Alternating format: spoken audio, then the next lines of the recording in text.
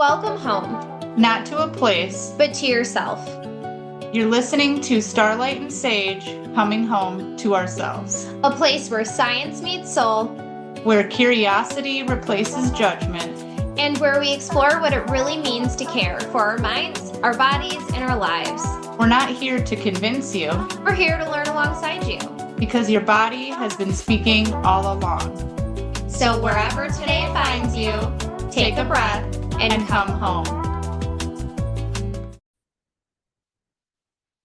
Hello, everyone. We are super excited. I know that a lot of you guys got the update on social media that Shade and I were restarting our podcast. Yeah, we're super excited about it. So we're going to start our podcast a lot differently than how we started our previous ones.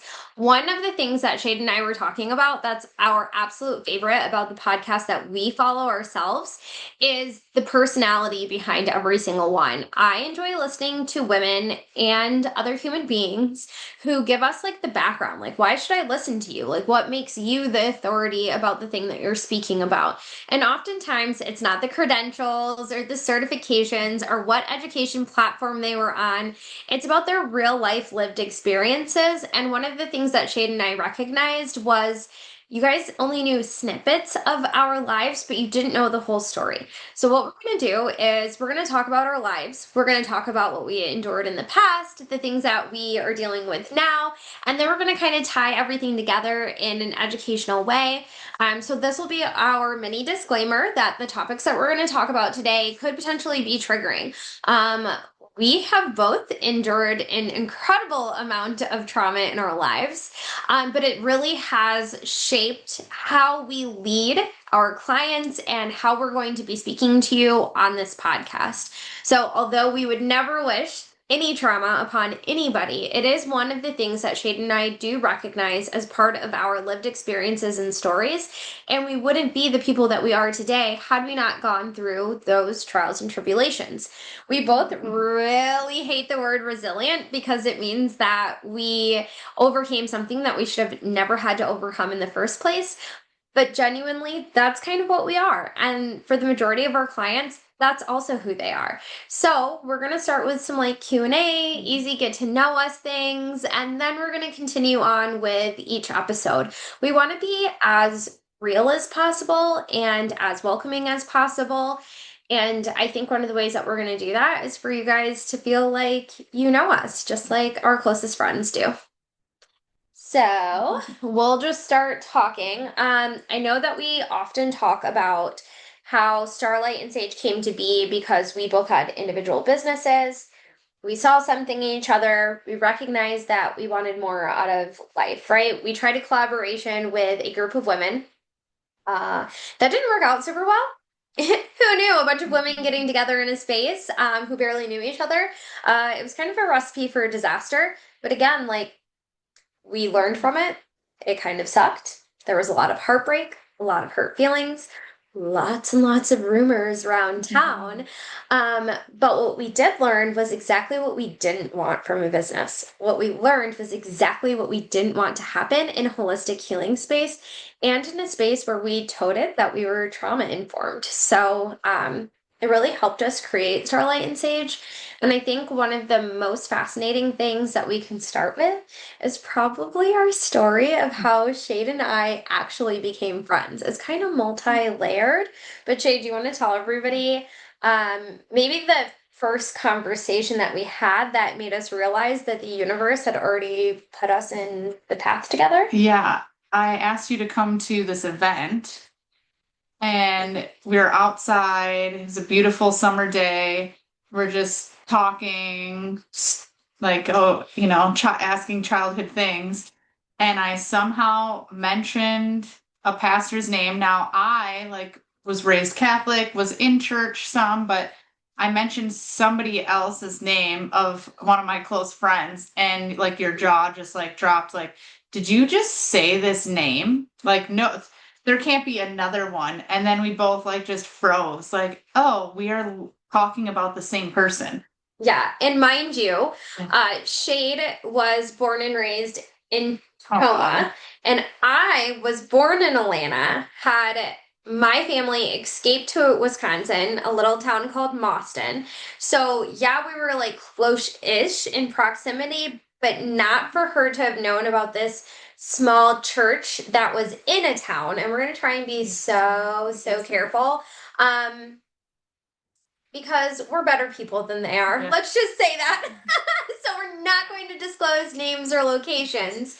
But I was generally shut. Like, we were in Reedsburg, okay? So, like, we had absolutely no idea that we could talk about something that was so far removed from Reedsburg because it's an hour, Yeah, a good hour. hour and a half away, like where this church is. It's like out in the middle of nowhere in the country.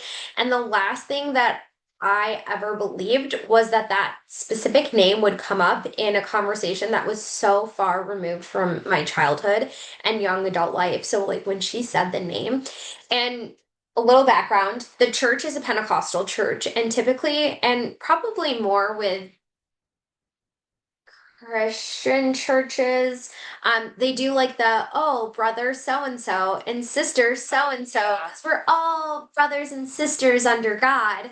So she literally said, because this is what she knew them as brother Billy Bob, we'll call him. It's a fitting name for him. Yeah. And well, I was born in Illinois, grew up in Toma. Yeah. And then you had just moved here. So to even like connect on that way. And it was my childhood best friend who was somebody that went to this church. Mm-hmm. And we were talking about that. And then we're just like, this is the weirdest connection. And like fast forward, something I just realized is like your speaking engagement is talking about things that you overcame at the church. And yet here was that moment that I felt like started trickled at. And it's 2 years later. Right? Yeah, since we met each other. You said we had this moment, talked about that person, and then now 2 years later, you're on stage speaking of the trauma and how you've endured it. Yeah. And shameless plug here, if you guys haven't heard my Wen story, Wendy Babcock is the founder of Wen Stories, and it's this beautiful platform where you get to share the moment when everything changes. And so 2 years ago, I had been on her stage as Soul Revival, which was my original company. And I had talked about more like my physical ailments and what I overcame physically. And I gave like a teeny tiny little snippet of like the trauma that I had gone through to like kind of like show the audience, like, hey, I went through some shit. Here I am now. This is why I had a bunch of physical ailments. Here's how I overcame it. And then 2 years later, Shade and I were talking, and I was like, I have no idea what I'm going to do for my Win story. And then, yeah, we kind of talked about like that moment that like connected us, and that like we really needed to talk about church trauma and religious trauma, because like Shade didn't even know that she had religious trauma until we started like talking about it. And then she was like, oh, I didn't like the connection wasn't even made, like, oh yeah, that really affected me. And like the Win story, it's like hard at first. You think about, oh, when is this thing? And now I'm like more and more every day. I'm like, oh, this is actually a piece of my life when things did change. And just like you said with your story, you had one to begin with. Now you have this other one. They're like hard to create at first. And now you're like, there's so many different snippets of life that can be the Win story. Yeah, that moment. Yeah. And like I love what Wendy says too. And then we'll kind of like hop off this train. Like we kind of derailed, but it's okay because it's all together. It all makes sense. But one of the things that I love that Wendy says is it doesn't have to be like this gigantic transformational moment. It doesn't have to be dramatic. It doesn't have to be like a oh holy shit moment. It can literally be something as I woke up in the morning and I looked at myself in the mirror, and whatever that was. Or it could be you driving in the car and listening to a song, or you eating dinner with your family.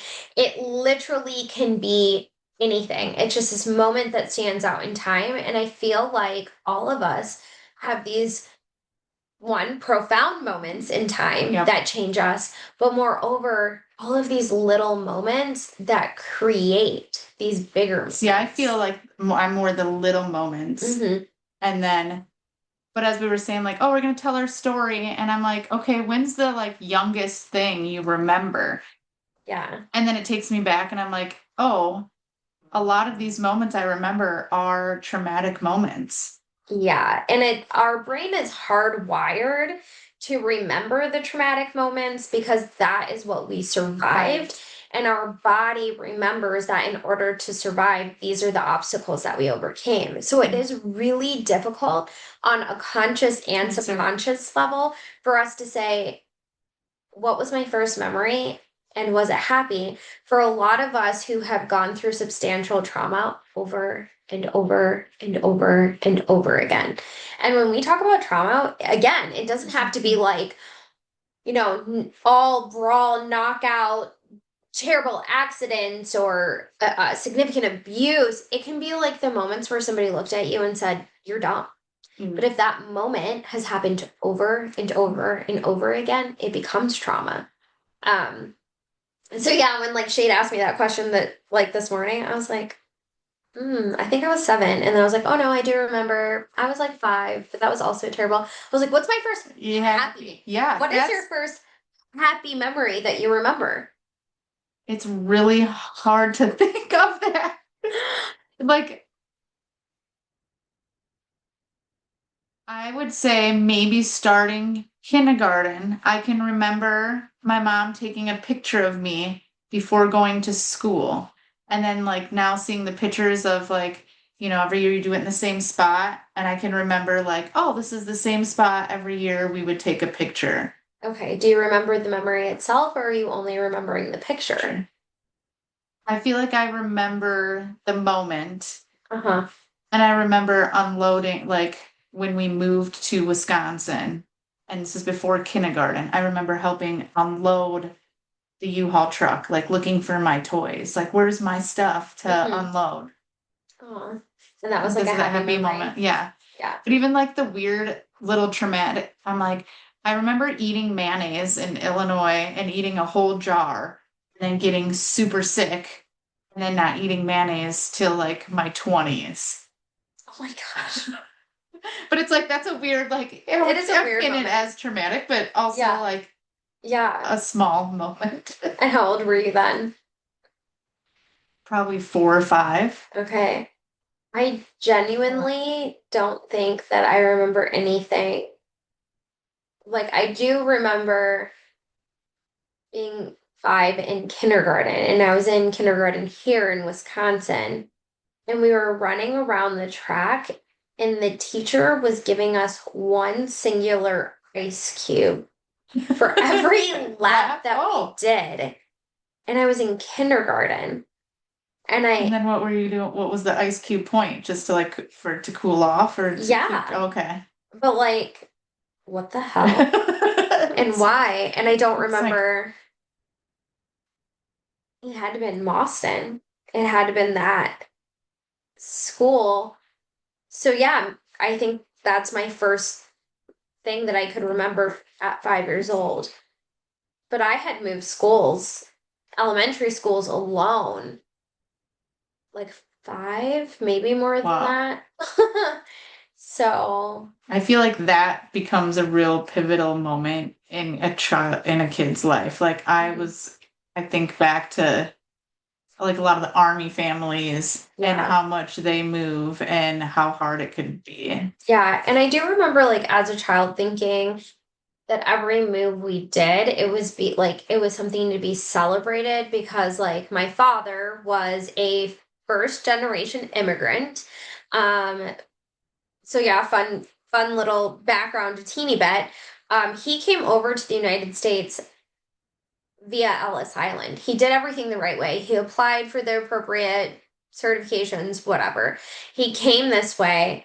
And the timeline on how him and my mother initially met is kind of blurry. I don't speak to my father or my mother, so I can't get this information now. But somehow a small town Wisconsin girl and a man from South America met each other. I and my mother's best friend was the one who introduced them. I don't know what state they met, but somehow we ended up in Wisconsin in this small town. And there are still houses that are built in this small town that my father had built. But back then, so you're talking like I was born in 1989. I think they had met several years before that. So it's in the 80s. It was small town, and the people were not diverse. There was a lot of racism, and a lot of people did not pay my father. They literally wouldn't pay a spick. Um, and so at this point, he had a wife, had a new baby, and no money. So he did what he thought was the only solution, which was selling drugs again. And he sold drugs to an undercover police officer. And because of our immigration policy and rules in the United States, he was immediately deported. It was his very first offense. And my mother actually then tried to live in Uruguay, and back in the 80s and early 90s, it was very much so a third world country. Um, like it was not good for a small town American woman and a baby to live in. And then she got pregnant with my sister, said that she couldn't have a baby who wasn't a US citizen. She was really worried about that. Came back to the United States. My father then followed her, and that's a whole other story that one of these days we'll share because that's also crazy. And then they lived up here. So my father then procured, we'll use a social security number. And my parents paid taxes. They started their own business. But like my father always had a difficult time keeping money going. So every time we moved, it was like a celebration because like he had earned enough for us to get a better house. Like we had gone from like living in a very small apartment above my grandparents' restaurant in Mauston to going down to Georgia and living in a duplex and then upgrading into a ranch house. And so like every move that we did, it was like it was looked to be celebrated. But like back then, nobody knew how important like connection was and like friendships and relationships.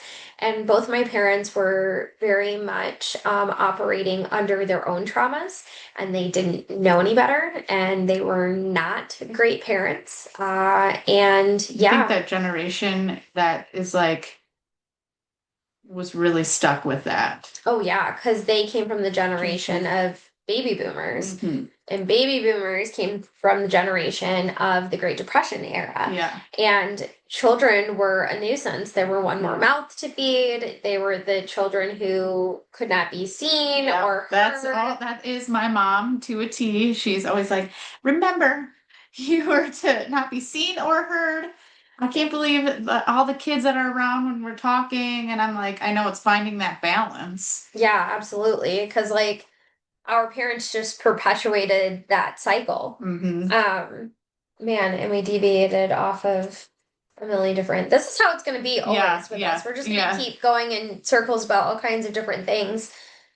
But the point of all of this was originally how we met. So we had that conversation. Now, do you remember? Was this conversation you inviting me? Was that before or after you helped me find my wedding ring? Oh, I don't know. Because you had it all started with a Facebook post. You made a Facebook post saying how you wanted to be able to do a pull up.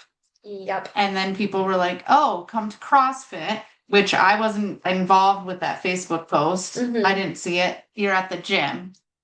And I thought I'm really good at when people start. CrossFit is very intimidating. It's very hard to like pick up on things, like to just you want to be good at everything for some, it's like that gym ego really kicks in there. Yeah. And for those of you who have never experienced CrossFit, or who don't know the lore about CrossFit, It really is a thing. Just look it up. Yeah. Traumatized people go to CrossFit. You go to CrossFit because traumatized people go to endurance sports. Yeah. And endurance sports are right up our alley because we've endured so much for so long. But yeah. Yeah, people say you're instantly hooked. That was when I did one class and then I was hooked for 6 years. Yeah, yeah. And when I came in, I was at a point in my life where I was the thinnest I had been since pre-pregnancy, and I did not want to be thin. I wanted to be strong. Yeah, that's also what's so great about it. You do feel strong. Yeah, yeah. And so I thought that the only way I could get strong was through CrossFit. And I learned so quickly that I am not a person who likes to not know something. And it was really difficult for me. I was there for a couple of months. I almost quit. So then that's when it was, yeah. Yeah. Before you almost quit, you lost your ring. Yes. And my wedding ring, because I had forgotten to take it off. And I put it in my pocket. And somehow it fell out of my pocket. And this was my ring that my husband and I had bought together. We worked really hard. I had made a substantial amount of money one year because I was in car sales, and it meant a lot for us to get a really good one. Because before that, my husband proposed with a Amazon ring, and that ring had like missing diamonds, and he was just out of the army, and so I still have it. We wear it on my other hand, and then my nice one on this hand. Not that materialistic things matter. Shade knows very well. I give zero about anything materialistic, unless it has to do with our business, because we need all of the nice things. But in terms of personal, I don't care about materialistic things. But this ring is like a representation of so many things that my husband and I endured. And I remember thinking, like, nobody at that gym is going to give a flying fuck about finding this stupid ring. And I just remember Shade always encouraging me and being like the one person at the gym that I didn't feel love bombed by, I felt seen by. And so I reached out to her over Facebook and I was like, I'm so sorry. Like, do you know somebody who has a key? Like, I really need to find this. And Shade. Yeah, we came back and we looked and we looked and we looked. We had the kids looking. We had my mom looking. Yeah. And then we were like, nobody wanted to say, like, we're done. Like, nobody like wanted to call it. And then we're like, slowly locking up, like not saying it, but like realizing like, okay, today, like this is it. Yeah. And then it was found in the parking lot. Yeah, yeah. I was like looking down. I was like, don't be a little baby, don't cry. It really is just a ring. And I just happened out of like the corner of my eye to see something shiny on the ground. And then there it was. I'm like, then I cried, and then like Shade was like, oh, I'm so happy. Like, gave me a big hug, and I was just so appreciative. And then from that point forward, that was it. Then we were like inseparable. Yeah, it's crazy how a few of the connections when you're like, okay, and I know you're a general words are hard. Yeah. A generally caring person. And we both were there to help each other whenever it was needed. Yeah, for sure. And our friendship is like one of those friendships that are built on loving each other through everything and anything, but being really fucking truthful. Oh, yeah. And checking each other often. Yeah, just being able to communicate. Yeah, for sure. I feel like I've worked really hard on that lately, especially with my mom too. And it'll be nice to have her on an episode because mother-daughter relationships are hard. They are. Because any relationship is hard. Yeah, absolutely. And being able to, talk things out made such a huge difference. And like you said, like checking each other, like, I'm trying to think of a good example. We have a couple, but we're not going to share it on a podcast. Not this one. Yeah. We will, because we're gonna get real deep Mhm. down and dirty with our own personal lives, and we're gonna be bringing other podcasters into our episodes. We're going to bring clients onto this episode. We will bring, I mean, like, I think it would be really cool to do an episode with my oldest son. I was just saying, oh, I was just thinking kids. Yeah. Yeah, No, yeah, I think it'd yeah. be great too. Yeah, he had to grow up with me, so he has all kinds. I'm sure that episode's gonna be wild. But we just check each other on a lot of things, and I think that like it didn't happen easily. So one of the things that I will say about any sort of relationship or any sort of habit or any new information or anything is like our friendship came easily and very naturally, but the connection and the strength that we have in our relationship did not come naturally. That took work. It took a lot of like us figuring each other out. What was each other's love language? Like what trauma triggers did each one of us have that we had to make sure that like we were mindful of? Yeah. Not as an excuse, but just like oh, this is why Vanessa responded this way, or oh, that's why she responded that way. And like seeing it and not judging each other for Yeah. it. Like I've never had a moment where I have ever felt judged. I hope you feel the same way. Yeah. Yeah, and so I think that's what makes a big deal. For like the kind of friendship that we have now. And it's been 2 years. It's so crazy to think about the fact that we only met each other 2 years ago, but it also feels like a lifetime in the best way possible. Yeah. Yeah. And to like way backtrack of when we were talking about Pastor Billy Bob, is that what you Yeah, said? Billy Bob. Billy Bob, Pastor Billy Bob. Like we're like, we might have crossed paths. Yeah, I didn't for remember. sure. I remembered like your sister. I was like, I feel like I didn't meet your sister. I only went to the church one time, Mhm. and I was extremely like, cool. Like being raised Catholic, it's such a wide thing from what they do, which also still it was weird because that, felt normal to me. But Yeah. then as an adult, when I went to a funeral and they were saying the Lord's Prayer, and I just like, when you feel like you're gonna puke and you get the like hot, like I was having that, and I'm like, oh my gosh, like this is really creepy. Mm-hmm. Like, oh, this actually doesn't feel good to me. Yeah. But like as a child, you have to suppress that because parents are like, oh, you don't like going to church because it's boring and it's not stimulating. And, this is just what we do. There was no like rhyme or reason to why we had to go to church. It was just, you have to go to church. And most parents were like, you go to church or you go to hell. Yeah. That was my grandma that would push it. My mom, I loved when I was like in middle school and it was CCD time. She was great. She'd be like, Shade has dance because she was raised Catholic, the nuns. Mm-hmm. So she knew what it was like. And she was like, that was something that was great about my mom. Like nobody else could fuck with me.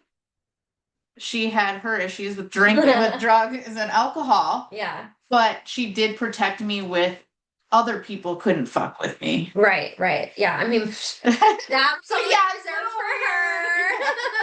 It's really not weird though, because I genuinely believe that, I mean, with a few exceptions, right? But for the most part, parents aren't. Sorry, my computer's like saying something and I'm real confused by it. Okay, anyways, parents aren't intentionally trying to traumatize children. Parents aren't intentionally doing things that cause us hurt or pain in the traditional sense. It's just like they only know what they know, and they themselves are so traumatized and they themselves are so broken that they're literally just raising humans to also be broken, and they're doing the best that they can given what they know, and you don't know what you don't know until you know it. And I feel like our parents' generation is the last generation that can be an excuse for, right? Because now in 2026, ain't no way anybody is using, oh, you only know what you know. Mm-hmm. Given the fact that we literally have in the immense multitude of information readily available. My mom's a great example of that. Yeah. Oh, Because, yeah, for sure. With her working towards this, and she'll say that, yeah, like you don't know what you didn't know, but I'm still like, we have to remind her so much more Yeah. because it's just Engraved. engraved. Yeah. Yeah. And Shade's mom really is. Because, like, it's really weird because, like, Shade has known every version of her mom and has lived through every version of her mom. But, like, I've gotten the best version of her mom and I love her. So, like, when I look at her, I only see all of the growth and the positivity. Mhm. But then I remember the stories that Shade tells me about her. So it's a really crazy thing to like witness, and then watching them both interact and like seeing them interact in the most beautiful, healthy, loving way, but then also seeing them interact. Yeah, I'm like the really fast snicker. That's Yeah, what happens sometimes. yeah, and you can like see like, Yeah. oh, this is them both triggering each other Mhm. in their own trauma, and both of them are valid. Like, Yes, that's crazy. yeah, yeah. And like how beautiful it is to see that Shade's mother and Shade can see that they both responded in their own trauma. And like Shade's trauma was because of her mom, and her mom's trauma was a litany of things that happened to her, but that she could also see that Shade was being triggered because she was the one who initially created it. And to take ownership of that. Yes, and communicate about it. Like, yeah, being able to say, like, when she's doing something that might trigger me, but I ask her, what do I need to either say or do when I want you to recognize you're triggering me? right. And it's changed. So, like, before, like, if she reacts to my son, who's 8, really fast, I'm always like, you guys act like your brother and sister, just real. And out. It used to be, and people might find that weird, but that's what she said she liked. Yeah. Now it's energy. So now it's a new thing because now we've been talking and she's like, that doesn't feel good anymore. Right. Energy feels good. So when they answer each other and they're a little snicky, I'm like, energy. And then I'm also saying it in a more positive way instead of energy, which, there we are triggering each other. Right. Yeah. Yeah. And the dynamic is difficult. And again, that falls back into like the whole notion that relationships take serious work. Mm-hmm. And like if you love each other in whatever capacity, whether it's familial or friendship or platonic or whatever kind of relationship, co-workers and jobs, I mean, there's so much, like you have to respond with compassion and empathy and lightness in order to see somebody for who they are. And I think like one of the things that's been the most helpful in our experience as holistic healing practitioners, as we ourselves have continued to evolve is like the recognition that we could be looking at an adult and speaking to an adult who seemingly should know better. And maybe we are talking to a 37-year-old in the physical sense, but truly we're not talking to a 37-year-old. We're talking to a 10-year-old emotionally, spiritually. There are humans that are walking around every day who are still very much so that lost, broken 10-year-old girl or that lost and angry 10-year-old boy, or people who are trying to figure out who they are and they don't even know those answers, and to like meet everyone with the realization that we have all walked through such difficult points in our lives. And like, what does that look like? And we're constantly evolving, constantly coming back home to ourselves. And I think that's what the whole premise of the podcast is about, is like understanding that each one of us are coming back home to ourselves in some capacity. We're all just on a little bit different of a journey. In so many circles. I know, so many circles. I feel like I don't know how. We've been talking for 35 minutes. Okay. I feel like we did some good takeaways today. So the biggest thing is that you're gonna kind of hear us talking like this for a couple of episodes, giving you like little pieces and snippets of our lives, of the way that we think, the way that our conversations are gonna flow. Some of our podcasts are gonna be a little bit more formal, like if we want to teach something specifically. We're going to do that, hey, here's our talking points, here's what we want to bring to your attention kind of thing. If you as viewers have things that you want us to talk about, send it to us. Email us, reach out to us. We're always available. We're going to have our podcast come out every week. I think we were having Mondays. I think Mondays are a great time for us to release them. We're going to attempt to have today, because today is Monday, be our first release, and we'll see what kind of feedback we get. But yeah, you guys let us know. We're currently in our space. I know lighting isn't the best. Our audio probably definitely could use some work. We'll get there. We're going to take things nice and slow. It's fun to watch the progression. Yeah, I agree. And I think our last podcast, man, we put so much pressure on ourselves. Yes. And like, I know if you like look back on those episodes, you're gonna be like, pressure where? I'm telling you, we did. Yeah. It might not look like it, but we did. And that was part of the reason why our podcast fell apart to begin with, was because we had these really high expectations for ourselves and what we wanted to do, because we were comparing ourselves to other people. And that was not us. That was not meant for what we needed to be doing, not only for ourselves, but for our clients and for those who potentially be our clients, or just for like humanity in general. So yeah, I don't think you guys need any additional social media influencers trying to influence you. So we're gonna try not to do that. All right. We'll see you guys next week. Conversation gave you something to think about. We'd love for you to share it with someone who might need it too. Following our podcast and leaving a review helps these conversations reach more people.